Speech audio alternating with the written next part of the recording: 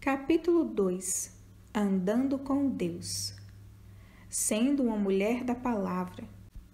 Pois tudo quanto outrora foi escrito para o nosso ensino foi escrito, a fim de que pela paciência e pela consolação das Escrituras tenhamos esperança.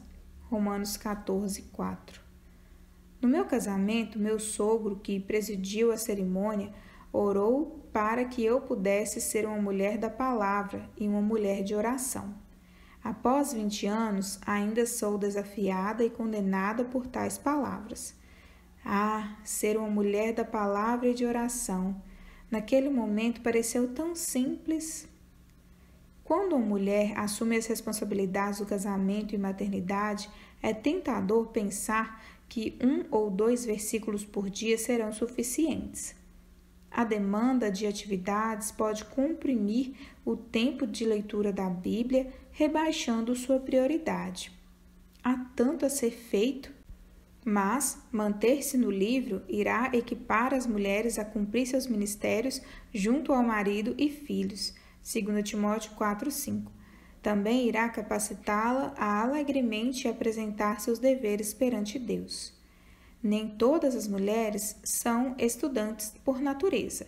Exige disciplina ler as Escrituras. É fácil deixar isso para o final, quando todas as tarefas estiverem feitas. Aí, de qualquer forma, você pode já estar cansada demais para ler. Ou sua mente pode estar tão cheia com dezenas de detalhes que você é incapaz de prestar atenção a uma só palavra do que lê na Escritura. Todas nós precisamos de ajuda e encorajamento para dedicar-nos ao livro e chegarmos a ser verdadeiras estudantes da Escola de Cristo. Como disse o puritano Jeremiah Burroughs, veja um erudito que tenha grande compreensão das artes e ciências. Como ele começou? Começou, como dizemos, com o ABC, e então chegou ao Testamento, Bíblia e Gramática, e após isso aos seus outros livros. Precisamos começar nos tornando sérias alunas de Cristo, e isso começa com a simples leitura da Escritura. John Bunyan, em Christian Behavior, disse: a Bíblia toda foi dada justamente para este propósito, que você, ao mesmo tempo, creia em sua doutrina e viva na doçura e conforto dessa doutrina. Como podemos viver na doçura e conforto das doutrinas se nem sequer sabemos o que elas dizem? Devemos primeiro aprender e então poderemos viver e desfrutar de sua alegria.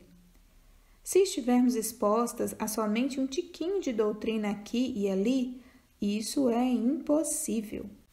Comece com o plano básico de percorrer o Novo Testamento. Lendo aproximadamente 10 capítulos por dia, você terminará a leitura em 1 mês. Se achar que é muito pesado, leia 5 capítulos por dia. Sente-se e marque o tempo que gasta para ler os 5 capítulos, sem retroceder ou reler. Você ficará surpresa com quão pouco tempo que essa tarefa exige. E essa pequena quantidade de tempo fará com que você percorra o Novo Testamento inteiro a cada 2 meses. Se encontrar algo que não entende, siga avante. Você logo estará lendo de novo aquela porção. Sempre que termino, anoto a data para que possa ver quantas vezes li cada livro e também para registrar se pulei alguma seção. Você pode fazer a mesma coisa ticando os capítulos lidos na tabela de plano de leitura. Você verá que, enquanto trabalha, ensina seus filhos ou visita uma amiga, o Senhor traz à sua mente os trechos das Escrituras que você está lendo. Quando isso se tornar um hábito na sua vida, será uma grande bênção para você. As Escrituras são uma fonte de conforto, como disse Bunyan, e as doutrinas nelas contidas são de fato muito doces. As esposas cristãs tendem a deixar os livros grossos e a teologia para os maridos.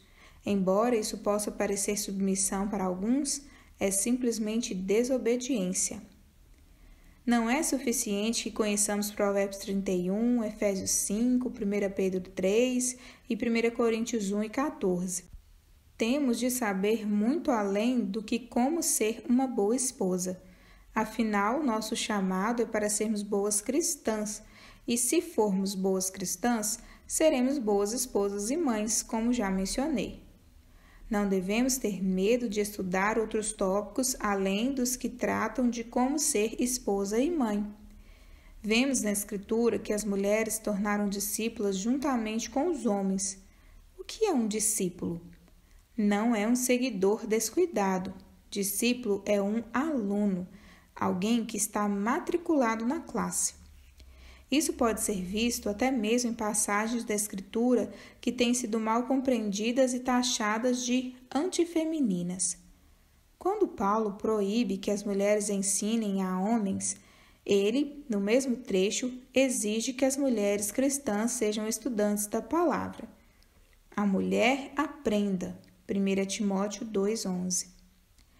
Já que nos é exigido o aprendizado bíblico, não devemos temer tal tarefa. Devemos vencer nossa ignorância. Uma vez dedicadas à leitura bíblica, devemos evitar o ensino pernicioso, seja pela TV, livros cristãos ou do púlpito. Devemos ler bons e sólidos livros sobre a doutrina cristã. Isso é bom para nós. Devemos cultivar o gosto por livros que edifiquem a nossa fé, ao invés de nos levar para a terra da fantasia. Você pode começar lendo biografias de santos que foram grandemente usados por Deus no passado. Seja seletiva. Busque sugestões com seu marido. Pegue livretos na biblioteca da sua igreja. O tamanho deles não intimida. Trabalhe no seu ritmo para assimilar mais e mais literatura cristã sólida. Se for o caso, leia só 1 ou 2 páginas por vez e nunca em detrimento de seu tempo de leitura bíblica. Se você perder um culto, assista à gravação, faça notas do sermão, anote suas perguntas e, em seguida, faça-as ao seu marido. Isso levanta a questão sobre como a mulher pode aprender quando o marido se recusa a liderar espiritualmente, mas esse assunto será tratado em outra parte desse livro. Burroughs pergunta a seus leitores quantos sermões eles ouviram e quantos sermões eles aprenderam. Quanto mais você ler, mais perceberá que seus pensamentos e sua fala refletem a sua leitura e mais desejará ler. Conhecer a Escritura também nos salvaguardará da vulnerabilidade ao engano de nossa mãe Eva. Que possamos todas nos tornar mais e mais mulheres da palavra. A mulher e a serpente. Mas receio que, assim como a serpente enganou a Eva com a sua astúcia, assim também seja corrompida a vossa mente e se aparte da simplicidade e pureza devidas a Cristo. 2 Coríntios 11, 3. Esse verso apresenta a simplicidade do Evangelho de Cristo em franco contraste com a astúcia da serpente. Eva se deixou levar e foi enganada pela esperteza da serpente. Ela acreditou numa mentira e perdeu a bênção da simplicidade que se encontra em Cristo. O que é essa simplicidade? Não é algo complexo, rebuscado ou elaborado ou sofisticado. Mas, quando se trata de engano e esperteza, quanto mais complicada e intrincada a mentira for, melhor. Quanto mais sofisticada a mentira aparenta ser, maior apelo tem junto ao crente imprudente e descuidado. Quando seduziu Eva, a serpente ofereceu algo novo e diferente. Como Deus, sereis conhecedores do bem e do mal. Ela também contestou Deus, dizendo: é certo que não morrereis. A serpente lisonjeou Eva para que ela pensasse que sabia algo que seu marido não sabia. Você alguma vez já parou para pensar no porquê dela não ter ido a Adão ao invés de Eva? Paulo ensina que as mulheres são mais facilmente enganadas do que os homens. 1 Timóteo 2,14. A Bíblia ensina que essa é a razão por que Deus ordenou que o homem fosse cabeça do lar. Ele não se deixa enganar tão facilmente quanto a esposa.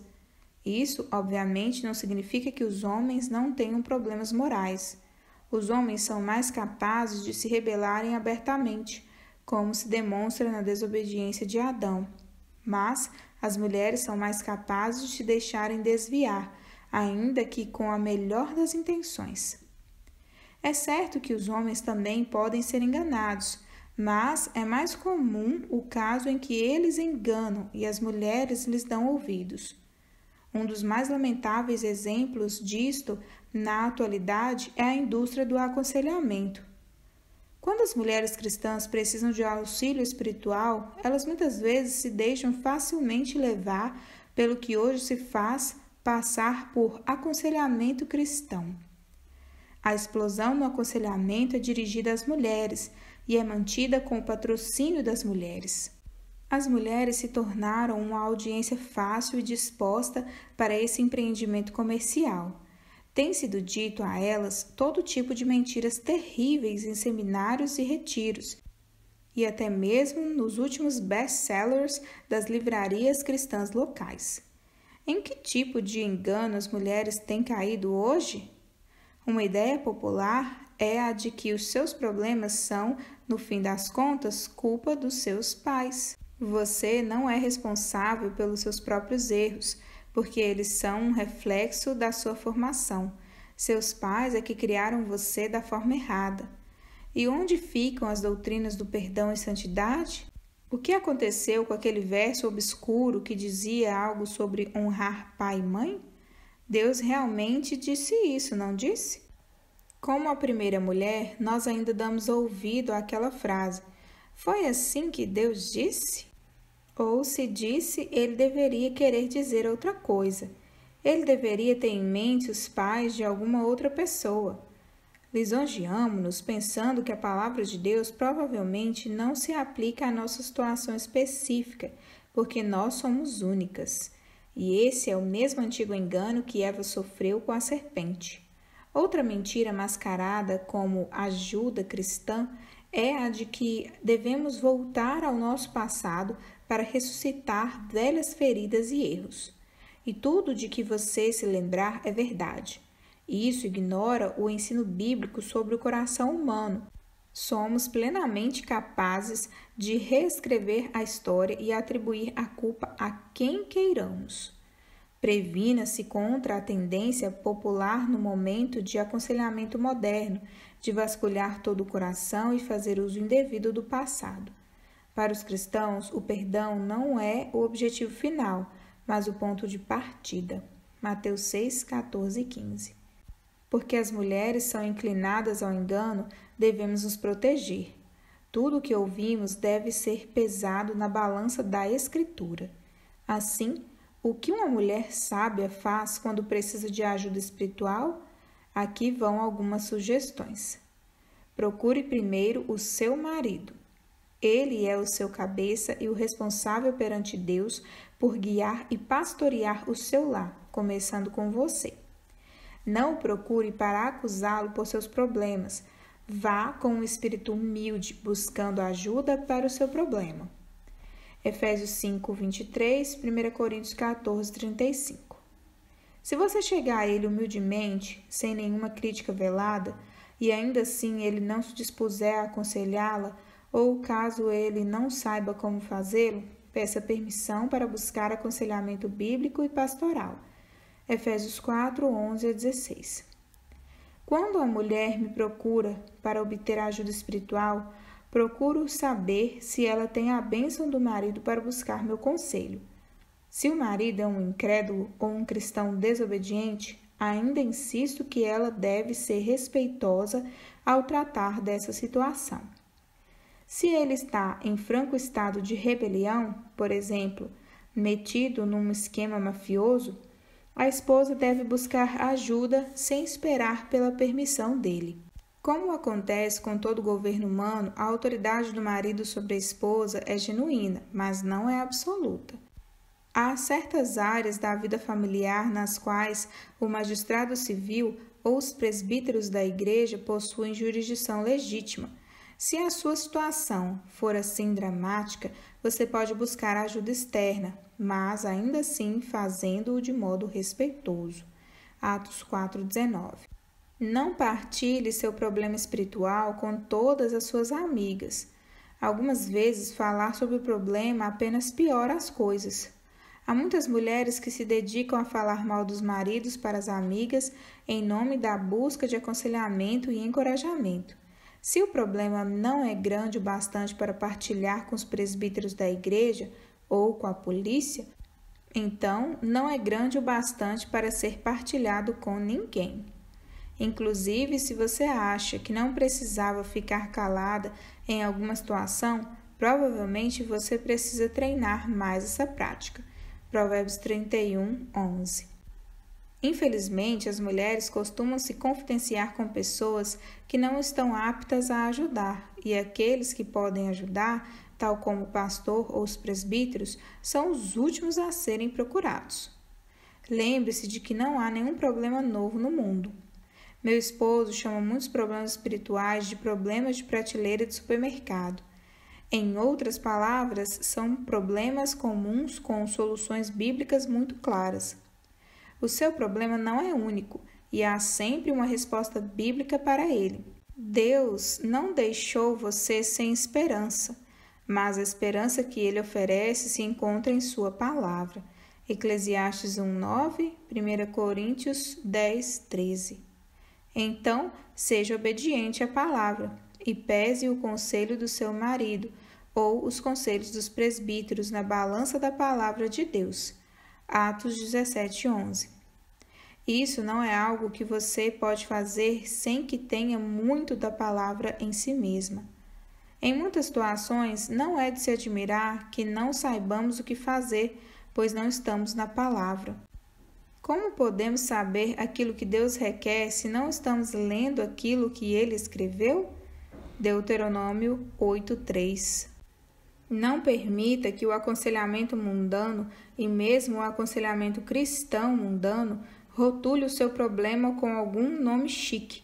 Chamar algo de síndrome não muda nada. Pecado é pecado. Então, se a Bíblia considera algo que você pratica como pecado, confesse e se arrependa. 1 João 1:9. Fique longe dos livros que a fazem olhar interiormente, ao invés de fazê-la olhar para longe de si mesmo, em direção a Cristo.